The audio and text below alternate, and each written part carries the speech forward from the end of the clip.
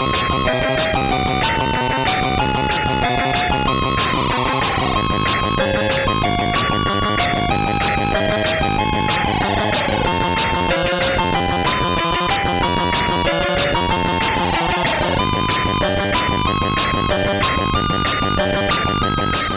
time for another game review, and this time I'm going to take a look at Ice Palace on the MAD branding. This is a game that was originally released by Creative Sparks in 1985 and then re-released by MAD in 1986. Okay, here's the packaging for Ice Palace, and what peculiar packaging it is. We've got the logo at the top, we've got a mystical castle in the background and a strange woman there, and a bloke in a cape on skis wielding a lightsaber. What to make of that, I'm not entirely sure. Spines, as you'd expect. This looks to be an early MAD release based on the code there, MAD C3, but I'm pretty sure this is the second style of MAD packaging, so I'm not sure what to think of that there. Not to worry, let's move on. On the back we've got some screenshots. Looks to be an adventure sort of game. There's some text on the top screenshot there. And then some kind of maze. It's a real-time action adventure featuring 1,200 locations. I can pretty much guarantee you my review's not going to cover even a fraction of those. Inside, it is forever winter. The kingdom is under a spell of eternal darkness. There you go, the woman on the front's a wicked ice queen. Surprise, surprise. Must collect 7 pieces of the ice crown. Blah blah blah blah blah blah blah. Loading instructions. And on the inside we've got more information about rooms, movement, etc, etc. Lots of stuff going on. I can't be bothered to read at the moment, but I probably better had to before the game's finished loading. Here's the loading screen for the game, which pretty much mimics what was on the front cover, with the Jedi skier in full flow, and a much uglier version of the Ice Queen as well. I think she probably had a nose job between posing for the loading screen and posing for the front cover picture. Looks to have had a nose job for sure there. Anyway, the game's loading, so we'll see what it's like in due course. Okay, here's the title screen for Ice Palace, which, as I mentioned, was by Creative Sparks originally. The music's just started playing, which is a very medieval sounding little tune. Relatively unspectacular. The game's by Paul Norris. So let's get started. And it is an adventure game with some action elements. So the little guy in the middle here is your man. No sign of those skis or his little lightsaber from the title screen. You do have a weapon, which is called a fire stick, and you deploy that by holding down fire and pushing up. You can then move it around to attack the various things that are trying to attack you, like the bats. Graphically, it's pretty basic. You've got an overhead view of these of the area that you've got to walk around in. The bats are quite nicely animated, and there's various rooms that you've got to go into that contain various things. So the first thing you'll notice is this area here has got fire in, and that replenishes the fire stick, which is your weapon.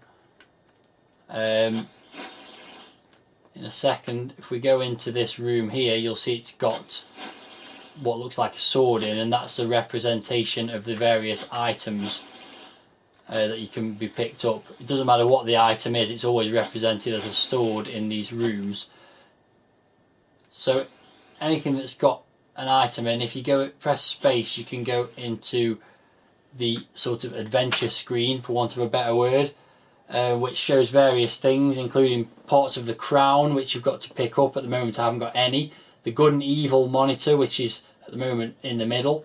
The fire stick itself, the amount of time remaining on the candle, and the skull, which I'm not sure what that does really. So there's a knife in this room, so I'm going to pick that up, and you do that by moving to the action on the left and then the item on the right and press fire, and it'll give you a message there that says "'tis done." One action I do particularly like is rub rod with. So let's try and rub my rod with my knife, and it says I do not have a rod, which is a bit unfortunate. I'm now being attacked, so let's just go back to this screen and get rid of some of these things that are attacking me. Okay, just off to pick another item up now, which is an ivory fork. Not quite sure what the use of that is as yet. So let's move on. One thing I haven't demonstrated yet is if you push back on the joystick, it actually rotates all the rooms around you, which allows you to change where you can walk, obviously. So that's an interesting little addition to the game. So I'm wandering around the rooms trying to find things. The idea of each level is to find pieces of the crown. So let's see what this item here is, when I've fended off more bad stuff. It's a small chest, so I'll pick that up and then move on to see what else I can find. This cylinder here restores my goodness level in a very dramatic fashion. If I go back to the screen there, my goodness level's gone up. Take my word for it. That doesn't look very nice, that's attacking me there. Another item to be picked up here, which is a sack, which it says is tied by a sturdy rope. So let's try cutting that rope quickly. And it says my knife is worn and blunt, so it looks like I need to find something to sharpen that. Let's see what I can find. Right, so I'm just busy fending some more stuff off, but now I found another item.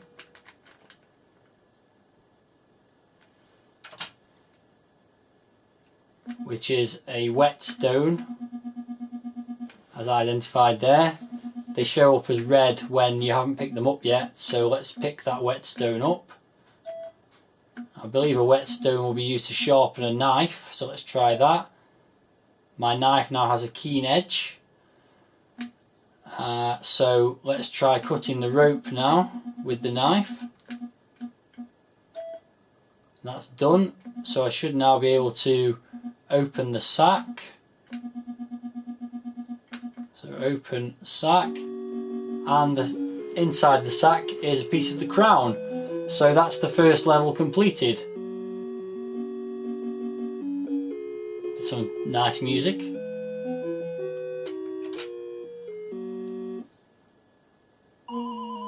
So I now go on to the second level, which is more of the same.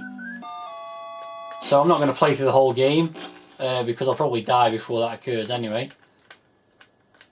You die when your goodness level reaches the bottom. It's now at the moment quite high up, which is nice. But basically it's quite an intriguing and complex game, to say the least. Not really my kind of game, to be honest. Graphically it's pretty straightforward, as you can see. The music and sound is mostly uninspiring, although the little tunes are quite pleasant now and then when they're played. So I'm not going to go through the whole game trying to find all the pieces of the crown to defeat the Ice Queen, because that would take hours.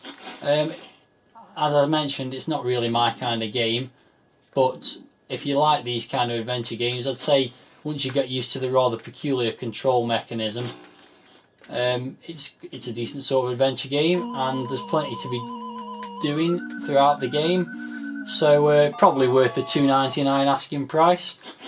I'll just carry on and see what else I can find, see if there's anything more interesting stuff to go on, but that pretty much sums it up for my review of the game.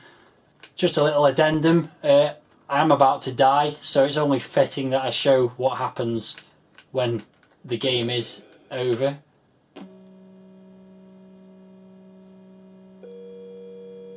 You get a little piece of information. Thou art consumed by the evil of the Ice Palace and are destined to serve the Ice Queen as her humble servant. Thou hast failed to complete thy quest. Press space to restart, and some suitably moody music to accompany it.